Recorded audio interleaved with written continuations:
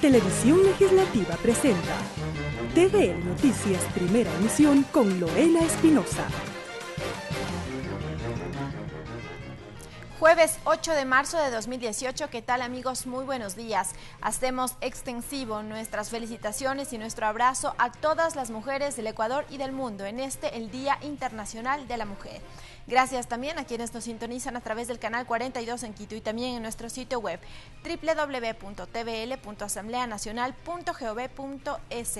Revisamos de inmediato quién nos acompaña hoy en las entrevistas. Estará con nosotros Mauro Andino, abogado, analista político, ex coordinador de la Secretaría Nacional de Gestión de la Política y asesor político. Con él hablamos sobre la coyuntura legislativa. Estará con nosotros también Jessica Jaramillo, abogada, máster en estudios políticos, magíster en Derecho Público y Contratación Pública, especialista en género, activista por los derechos de las mujeres y feminista. Con ella hablamos sobre el Día Mundial de la Mujer.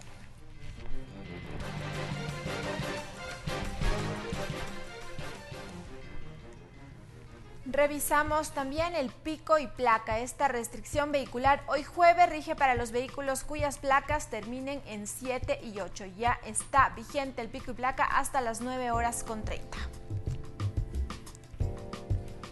Arrancamos con la información. El presidente de la Asamblea Nacional, José Serrano, y el fiscal general Carlos Vaca Mancheno comparecerán ante el Pleno del Legislativo este viernes. Así lo decidieron 112 parlamentarios que aprobaron una resolución para el efecto presentada por el Partido Social Cristiano.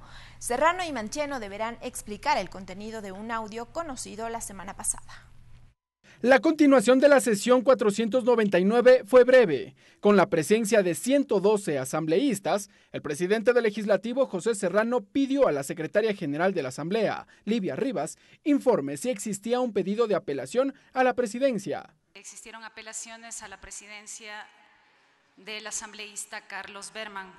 Pero al no encontrarse Carlos Berman, quien previamente este martes presidió la sesión del Pleno, Serrano ordenó se dé lectura al proyecto de resolución propuesto por el socialcristiano César Roón, en donde se pide la comparecencia de Serrano y el fiscal general para que expliquen el contenido del audio filtrado la semana pasada. Pero además, artículo 3. Luego de las citadas comparecencias, el Pleno de la Asamblea Nacional deberá decidir inmediatamente en la misma sesión sobre la cesación de funciones del presidente de la Asamblea Nacional, doctor José Serrano Salgado, y el inicio del juicio político al fiscal general del Estado, doctor Carlos Vaca Mancheno. La moción fue aprobada con los votos de los 112 asambleístas presentes. José Serrano suspendió la sesión 499 y luego aclaró lo decidido por el Pleno. Luego de eso, obviamente, la resolución que ya deberá tomar el Pleno de la Asamblea. Desde ya, obviamente, yo me permito señalar pues que me excusaré de participar como presidente de la Asamblea en esa sesión, ya que también estoy aludido en el tema y será el vicepresidente, el segundo vicepresidente de la Asamblea quien presidirá dicha sesión. Aunque no precisó el mecanismo que se utilizará para viabilizar su pedido de cesación de la presidencia de la Asamblea, César Roón no descarta ampliar los diálogos con los jefes de las bancadas legislativas. Después de la comparecencia, la Asamblea Nacional tiene que decidir y votar respecto a la destitución y cesación de sus funciones del presidente de la Asamblea Nacional y también del llamamiento a juicio político del fiscal general de la Nación.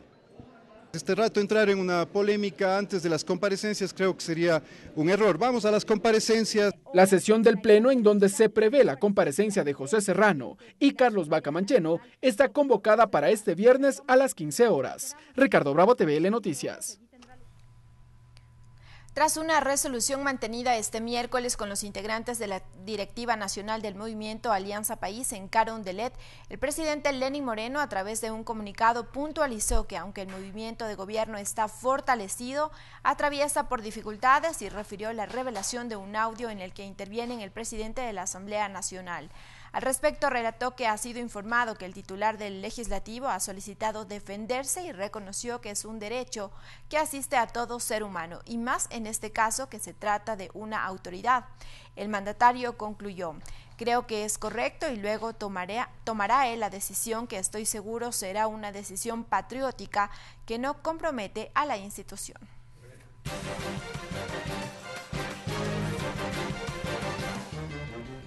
Nos centramos en este tema, saludamos ya con Mauro Andino, abogado. Buenos días, bienvenido a la Televisión Legislativa.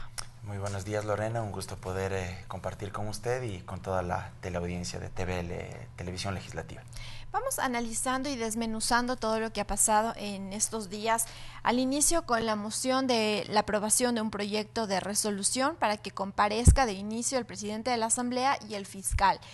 Existió debate, incertidumbre y también varios criterios sobre la incorporación de un tercer punto que no estaba desde el inicio y que luego decían tenían que quitar, no tenían que quitar, pero al final se aprobó.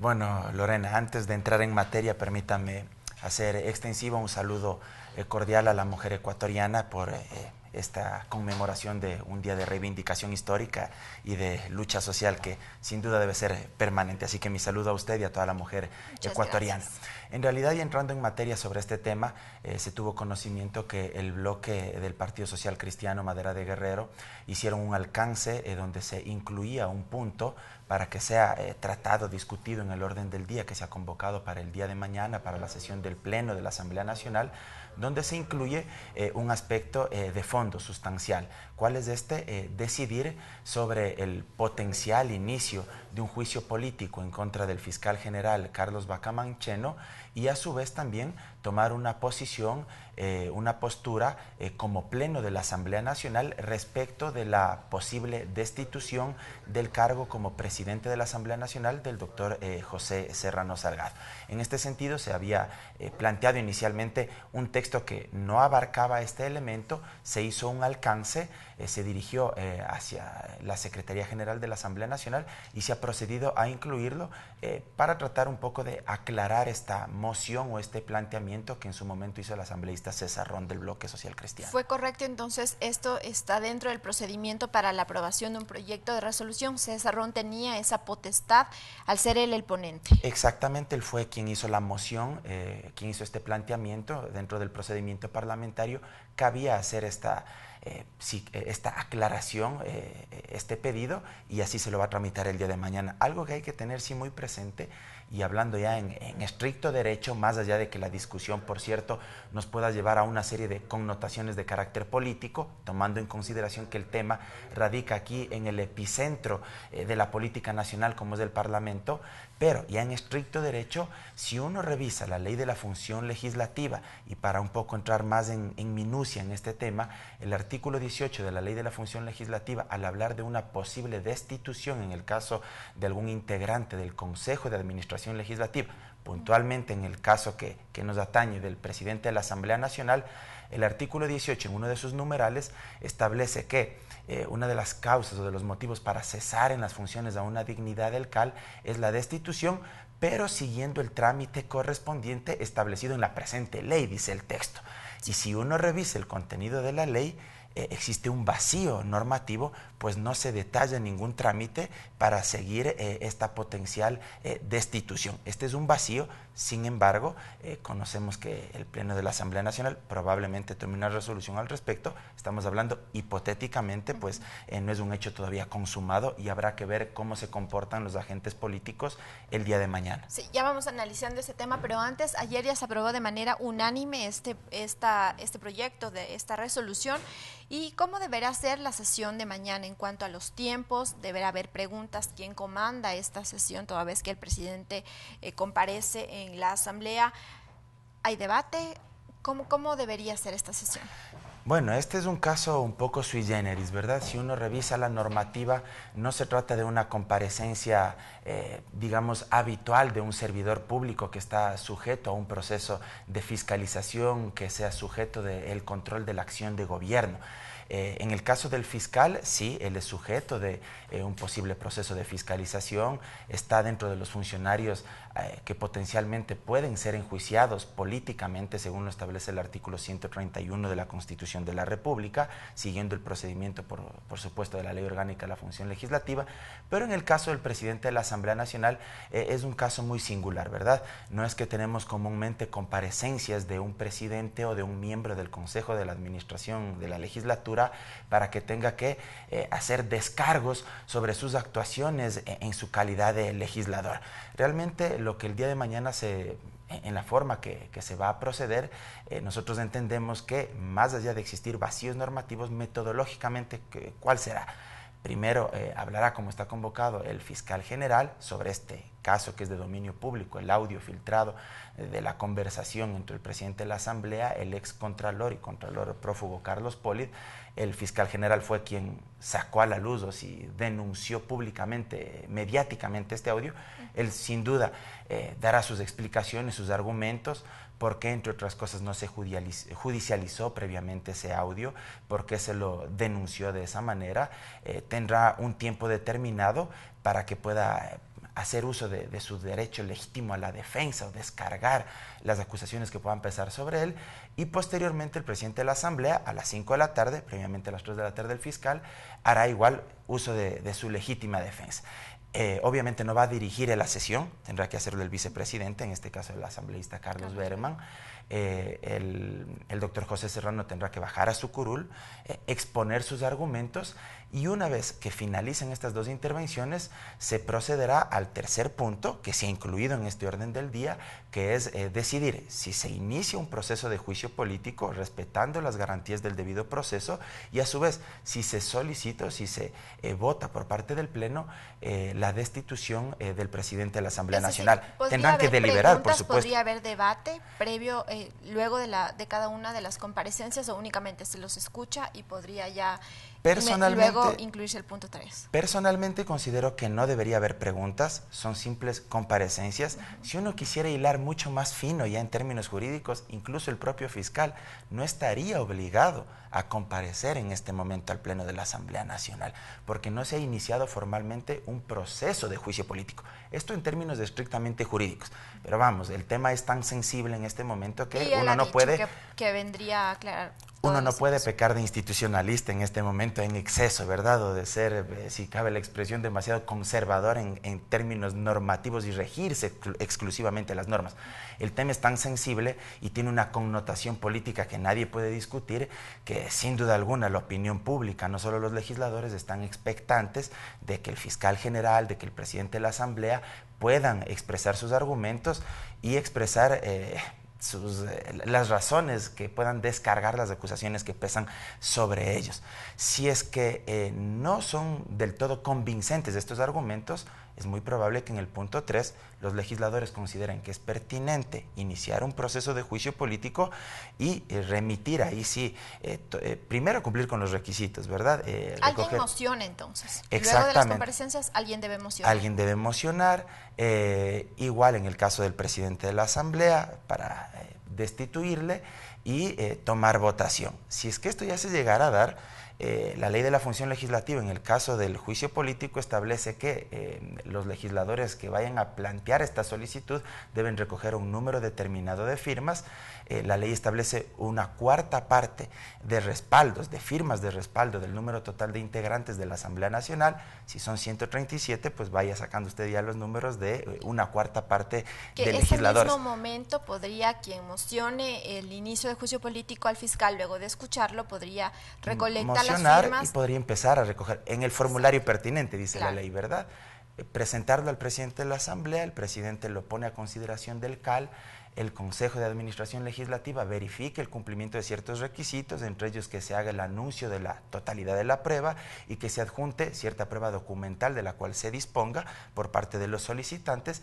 Si se verifican estos requisitos, principalmente lo que señala el 131 de la Constitución, se corre traslado a la Comisión de Fiscalización para que aboque conocimiento a la Comisión y ahí de la misma forma se verifiquen ya ciertos elementos de fondo, y una vez que sea calificado la solicitud de juicio político por parte de la Comisión de Fiscalización, se abra el plazo para la prueba, tanto de cargo y de descargo de los interpelantes como del fiscal general durante 15 días, un proceso muy similar al que hemos vivido con el superintendente de Comunicación e Información, Carlos Ochoa, y puedan ellos asistir de forma presencial, en forma oral o presentarlo mediante documentos escritos, sus pruebas de cargo y de descargo. El fiscal nuevamente debería acudir a la Asamblea Nacional y en esta solicitud de juicio político, quien sea el solicitante, ¿podría adjuntar otro tipo de pruebas, otro tipo de acusaciones? No solo ellos,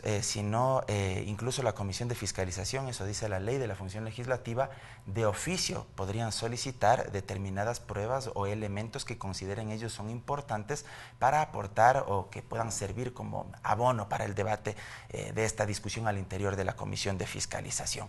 Transcurridos los 15 días, tiene 5 días la Comisión de Fiscalización para elaborar su informe, podría pedir una prórroga de 5 días adicionales a quien en ese momento continúe o a quien haya reemplazado, de ser el caso, al presidente de la Asamblea Nacional, si es que esto se llega a consumar, y una vez realizado esto, pues pasa al Pleno de la Asamblea y el Pleno ahí sí escucha al fiscal, ahí sí tiene 3 horas del fiscal general, si se llega a esta etapa del proceso fiscalizador, para exponer sus argumentos, para defenderse. Tienen 2 horas los interpelantes y 1 hora adicional para hacer una contrarréplica el funcionario que en este caso podría ser interpelado. ¿De esto podría derivar la destitución o la censura? Ambos, la destitución del cargo y la censura, que viene a ser más bien un juicio de carácter, si usted quiere llamarlo moral. Un juicio de carácter moral, ético, por parte de los legisladores, tomando en consideración que uno entendería, la doctrina así de alguna manera lo llama también, los legisladores son los depositarios de la soberanía nacional, son elegidos mediante voto popular, ellos son nuestros mandatarios, nuestros delegatarios que actúan en función de nuestras demandas sociales y ciudadanas, y ellos tienen esa función, ¿verdad? La de fiscalizar. Si eso se llega a consumar, pues estaríamos hablando de un proceso de juicio político donde existió la censura y la destitución. Ahora vamos con el otro escenario, que es la cesación de las funciones del presidente de la Asamblea Nacional. Ahí sí nos mencionaba el artículo 18 de la Ley de la Función Legislativa, la cesación de funciones de dignidades. ¿Cómo sería ese escenario? Había mencionado en un inicio de esta entrevista que lastimosamente la Ley de la Función Legislativa y la Constitución de la República tienen 2 vacíos fundamentales. El artículo 18 de la Ley de la Función Legislativa habla de la posibilidad de la destitución siguiendo el trámite pertinente previsto en la presente ley. Palabras más, palabras menos, dice la Ley de la Función Legislativa, al referirse a la cesación de funciones de las dignidades que integran el Consejo de Administración de la legislatura. En este caso estamos hablando también del presidente, vicepresidentes o vocales del CAL. Al no existir un trámite, realmente esto genera una complicación de carácter jurídico. Pero regresamos a algo que habíamos mencionado también. Al ser un tema donde la preeminencia de la sensación del ambiente político de una u de otra manera absorbe potencialmente a las normas jurídicas, creemos que cualquier decisión, no con esto estamos legitimando que se violen las normas, pero cualquier decisión potencialmente o probablemente va a ser asumida en función de esta notoriedad o de esta connotación política.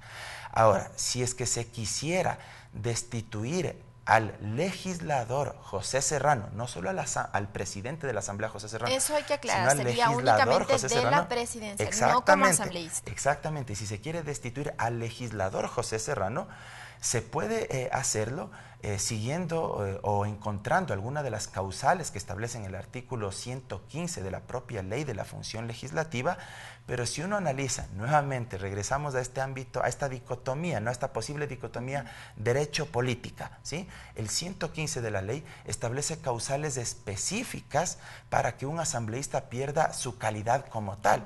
¿Qué causales son? Y están también en la Constitución de la República, en el 127 de la Constitución de la República están las causales específicas, entre otras, prohibiciones de tramitar o gestionar cargos públicos, recibir dietas u otras remuneraciones que no sean las que deba percibir como legislador, ocupar otro cargo bajo delegación de alguna empresa que tenga participación accionaria el Estado, o ser parte o ocupar un cargo en otra de las funciones del Estado, o administrar recursos del presupuesto general del Estado. Esas son prohibiciones específicas, concretas, que establece nuestro texto constitucional. Y el 115 de la Ley de la Función Legislativa establece las causas por las cuales puede perder la calidad de asambleísta un legislador. Y dentro de esas causas igual se habla la de la destitución. Sin embargo, esa misma norma dice, siguiendo el procedimiento establecido en la presente ley, tampoco hay un procedimiento para eso. Si uno hace un poco de memoria, el año pasado, recordará usted, Lorena, hubo un paquete de reformas que se intentó aprobar en segundo debate a la Ley de la Función Legislativa, fueron debatidas, fueron aprobadas aquí, pasaron al Ejecutivo y el presidente lo vetó totalmente. Eso significa que incluso en este momento, si alguien quisiera plantear un proceso de reformas nuevamente a la Ley de la Función Legislativa, estaría impedido constitucionalmente de hacerlo porque solo se lo puede tramitar un año después de que se generó el veto presidencial absoluto por parte del Ejecutivo. Muchísimas gracias a Mauro Andino. Como siempre, bienvenido a la Televisión Legislativa. Muchas gracias. Nosotros continuamos con más noticias. El Consejo de Participación Ciudadana y Control Social Transitorio notificó la cesación del cargo al superintendente de comunicación Carlos Ochoa. El ex superintendente en rueda de prensa aseguró que se violentaron sus derechos y que colocará un amparo constitucional. La primera resolución del Consejo de Participación Ciudadana y Control Social fue cesar en su cargo al superintendente de comunicación Carlos Ochoa.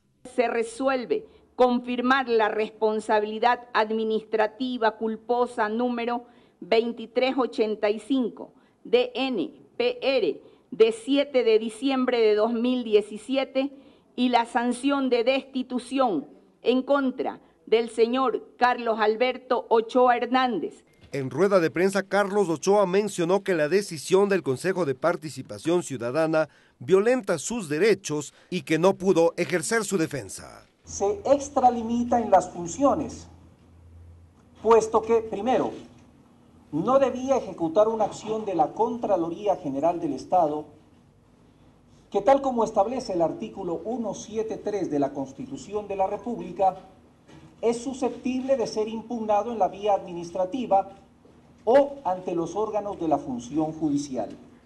Mencionó que acudirá a instancias nacionales e internacionales. Vamos a presentar el día de mañana a primera hora una acción de amparo constitucional por considerar que han sido violentados mis derechos al legítimo proceso y al derecho a la defensa. Ochoa mencionó también que acudirá a la Asamblea Nacional para responder por sus acciones en caso de ser requerido. Clever Aranda, TVL Noticias.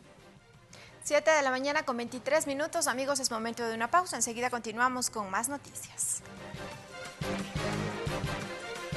Regresamos con TVL Noticias, primera emisión, luego de la siguiente pausa promocional.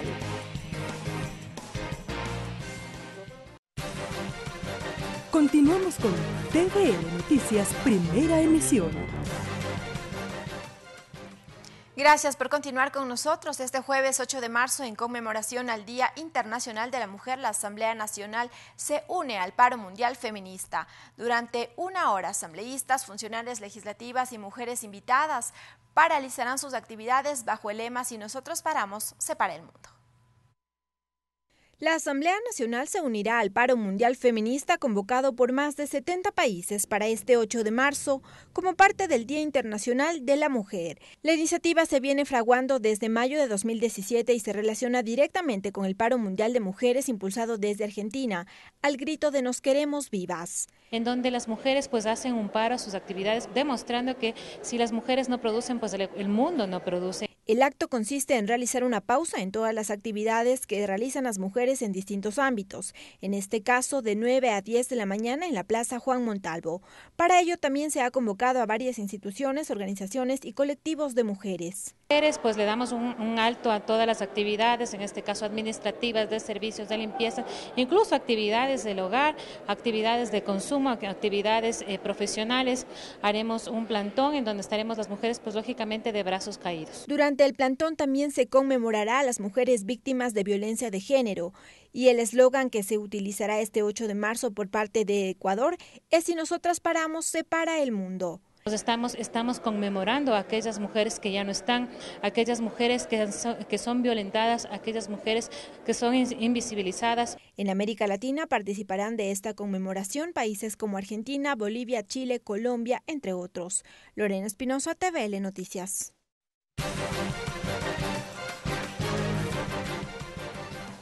Seguimos dialogando sobre el Día Internacional de la Mujer. Saludamos ya con Jessica Jaramillo. Bienvenida a la Televisión Legislativa. Muchas gracias por la invitación. Un saludo a toda la audiencia. Conversábamos antes de la entrevista, precisamente desde 1975 se conmemora el Día Internacional de la Mujer. Hoy, al 2018, ¿cuáles son los nuevos roles, los nuevos papeles que juega la mujer en la sociedad? No, hay que ser muy claros precisamente sobre lo que lleva a este 8 de marzo, ¿no?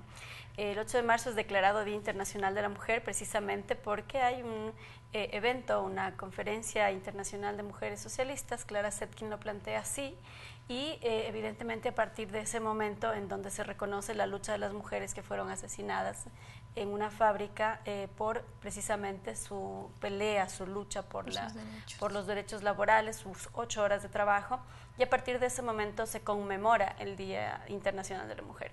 No podemos hablar de un festejo, sino de una conmemoración. Creo que eso es importante señalarlo porque estamos conmemorando una lucha social, pero también estamos todos los días luchando para que haya igualdad. Y esa igualdad muchas veces no es visible, ¿no es cierto? Es la desigualdad, mejor dicho, no es visible.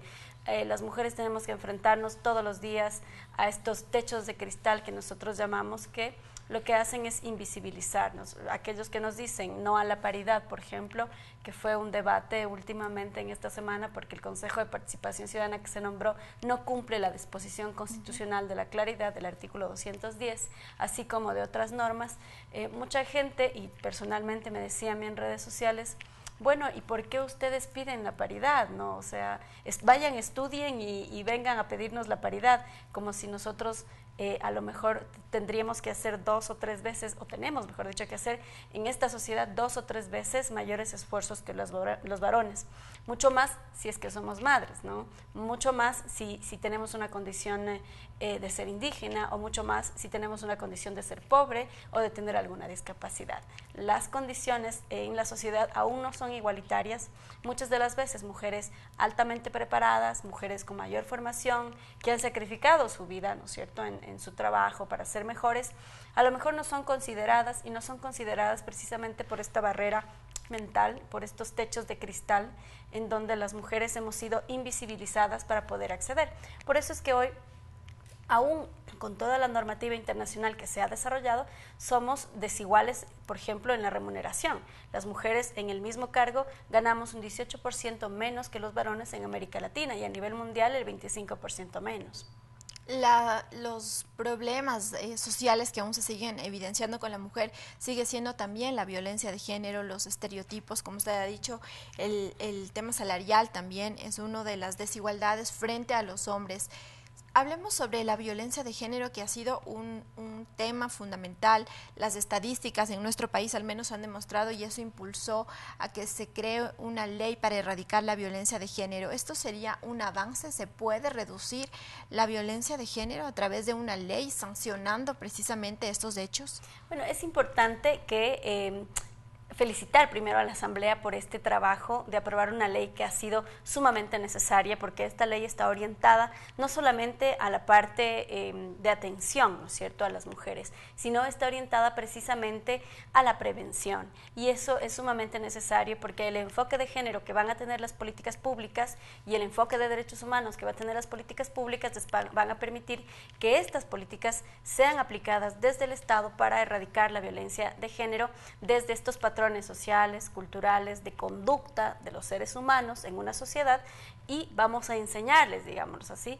a portarse bien, a actuar con igualdad, a no agredir a las mujeres desde que son pequeños. Creo que eso es esencial y ha sido sumamente necesario en el Estado ecuatoriano, pero también es necesario que haya mayores campañas comunicacionales, que hayan mayores campañas de sensibilización, que hayan mayor conocimiento sobre los derechos. Mucha gente no sabe que se aprobó esta ley. Es necesario socializar la normativa y además socializar los derechos, ¿no? Saber que cada mujer en el país, en cada rincón, donde quiera que esté, sepa que si alguien la violenta, si alguien la agrede, si alguien la acosa, ella tiene la oportunidad de denunciar y va a estar respaldada por un sistema. Pero hace falta también mucho más. Es decir, hemos llegado a un momento en el que el Estado ecuatoriano ha tomado la batuta de la lucha contra la violencia de género. Pero hace falta que la empresa privada se involucre, hace falta que la sociedad se involucre, hace falta, ¿no es cierto?, que también los medios de comunicación se involucren.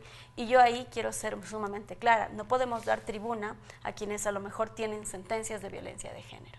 No podemos dar tribuna ni podemos dar espacio para que hablen, decidan, apoyen a quienes a lo mejor, o legislen incluso, a quienes mejor han tenido antecedentes de violencia de género. Porque esa concepción que tienen sobre las mujeres la van a replicar en los espacios en los que están actuando, sea la academia, sea la sociedad, sea la organización social, sea el espacio legislativo incluso. Y la ley, ahí lo que trataba, como usted le lo ha dicho, prevenir la violencia de género, y un punto que generó bastante debate fue eliminar esos estereotipos de cuál es el rol de las mujeres versus cuál es el rol del hombre. Aún se sigue evidenciando eso en nuestra sociedad. Es clarísimo, ¿no? Muchas de las veces, si tú revisas cómo es el comportamiento de la gente en redes sociales principalmente, yo estoy muy preocupada por ese nivel de violencia que se ve en esta red social, porque la gente tras este velo del anonimato que hay en una red social, a lo mejor se atreve a decir cosas, a hacer cosas que no lo haría frontalmente. Y eso nos lleva a muchas de las veces saber qué es lo que realmente está sintiendo la persona, que a lo mejor se ve amenazada porque exigimos paridad, por ponerte un ejemplo, o porque exigimos una ley que va a prevenir la violencia, o porque simplemente estamos alarmadas con el número de femicidios. Es gravísimo decirlo, pero en el Ecuador 3.3 mujeres mueren a la semana por violencia de género. Muchas de estas mujeres mueren con la boleta de auxilio en la cartera, o muchas de estas mujeres mueren en donde hay regímenes de visitas. Tuvimos un caso que fue sumamente grave en Quito, en donde una madre que fue a retirar a su hija de la casa de su ex conviviente, del padre, del régimen de visitas, esta mujer fue asesinada y hoy hay un proceso penal al respecto. Entonces creemos que es fundamental que se cambien estos patrones sociales, culturales, pero además que más allá de enviarnos flores, ¿no es cierto?, más allá de decir qué lindas que somos el día de hoy, 8 de marzo, es importante que la gente se comprometa con esta lucha, que es una lucha diaria, que es una lucha permanente, porque lo único que exigimos es que se respeten derechos, los derechos de las personas, que se respeten derechos humanos. Las feministas estamos donde estará una injusticia, seguramente, pero asimismo necesitamos que esta sociedad se comprometa, ¿no es cierto?, que esta sociedad denuncie cuando hay un caso de violencia psicológico, un caso de violencia física, cuando hay círculos de violencia, que las autoridades, los jueces principalmente, evalúen en sus procesos penales y en sus procesos de niñez incluso esta relación sistémica que hay en el hogar para determinar, ¿no es cierto?, temas de custodias, para determinar temas de violencia intrafamiliar, y que la justicia no se demore tanto cuando se trata de iniciar un proceso judicial.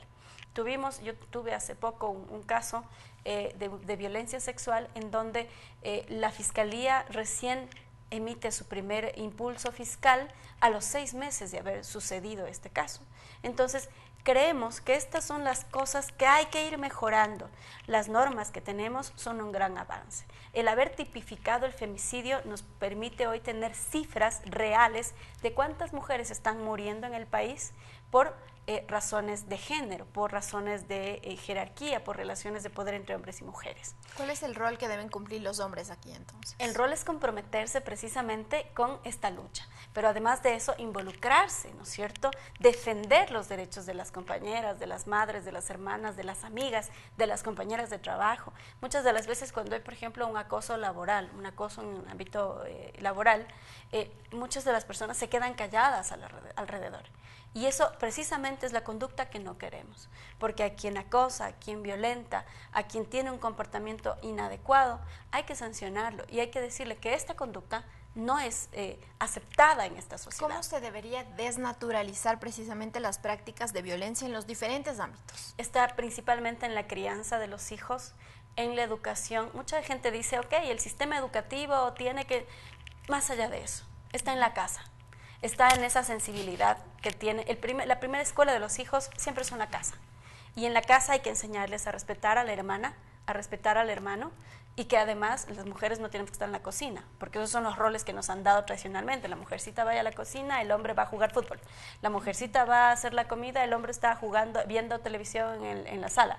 No, las tareas son una responsabilidad y las tareas son compartidas, las tareas del hogar. Creo que dando igualdad, ¿no es cierto?, en la familia, en el hogar, que es la primera escuela de los seres humanos, creo que es importante empezar allí. A partir de ese momento vamos a tener una sociedad mejor. Yo creo que hoy ya tenemos una sociedad distinta a la que teníamos antes. Antes quizá nuestras madres, nuestras abuelas estaban condenadas a la violencia, a tener hijos, ¿no es cierto? Antes había mujeres que tenían 10, 11, 12 hijos. El día de hoy el número de hijos ha reducido. Las mujeres también hemos tenido acceso a anticonceptivos, pero aún falta muchísimo más. Porque hay temas como, por ejemplo, la violencia sexual hacia niñas y adolescentes, hacia niñas, niños y adolescentes, que es un tema que todavía está intocado en nuestra sociedad porque hay alrededor muchas cuestiones, se cubren muchas cosas alrededor. Creo entonces que hay que develar esa cifra. El Ecuador es de uno de los países en donde el embarazo adolescente es el más alto de América Latina. Tener un hijo... Yo digo, yo tuve mi hija recientemente a los 33 años. Para mí ha sido difícil. No quiero imaginarme cómo es tener un hijo a los 16, 17 años, o a los 14, o a los 11 años. Y mucho peor si es un hijo producto de una violencia sexual, de violación. Entonces creemos que ese tipo de cosas que están todavía intocadas en nuestra sociedad deben empezarse a tocar, deben empezarse a debatir y debe generarse una política pública fuerte, eficiente, que involucre actores, tanto públicos como privados, en esta lucha permanente contra la violencia de género. Usted es feminista, ¿qué significa el feminismo? O sea, se ha hecho una comparación, ha dicho, ser feminista es igual a ser machista. ¿Qué busca el feminismo? A ver, ahí hay que hacer otra aclaración, ¿no?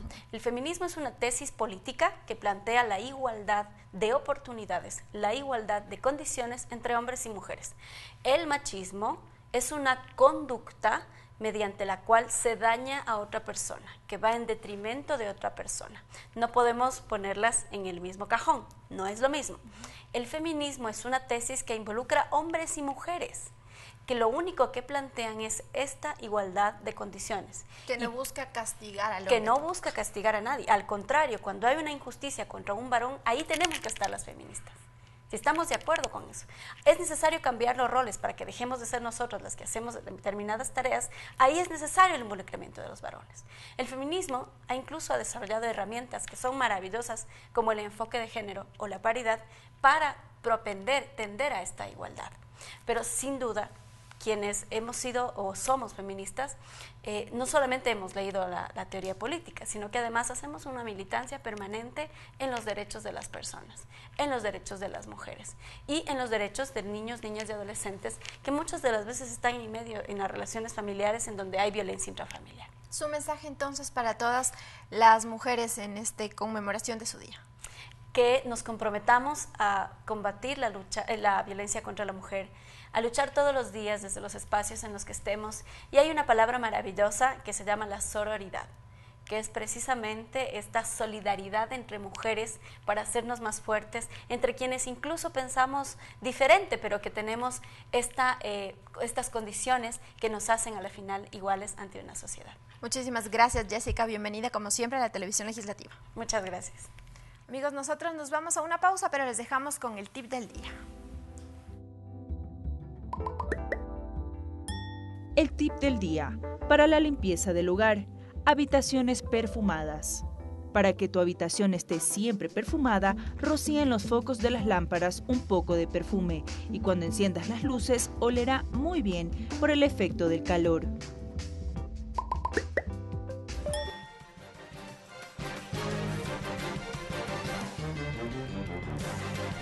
Regresamos con TVN Noticias Primera Emisión luego de la siguiente pausa promocional.